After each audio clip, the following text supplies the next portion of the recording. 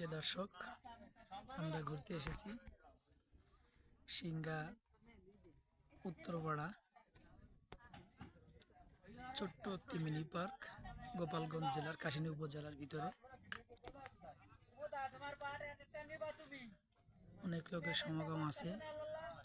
আবহাওয়া খারাপ, তাই আজকে অনেক লোক কম আছে। দেখেন পরিবেশটা মনটা খারাপ, তাই ভিডিওটা বেশি ভালোভাবে করতে পারলাম না।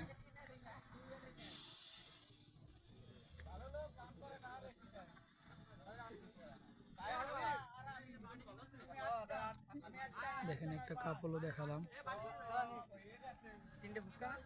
দুইটা ফুচকা একটা জালমুড়ি। দেখেন কি সুন্দর মনোরম দৃশ্য, সব পাশে পানিতে থই থই করছে। ওই যে দূরে গ্রাম দেখা যাচ্ছে, ওইটা হচ্ছে হাতিয়াড়া।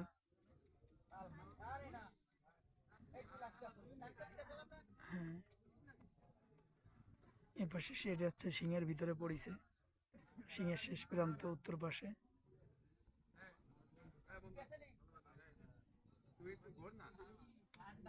আর ওই পাশে দেখা যাচ্ছে সিংহের পশ্চিম পাশটা অনেক দূরে।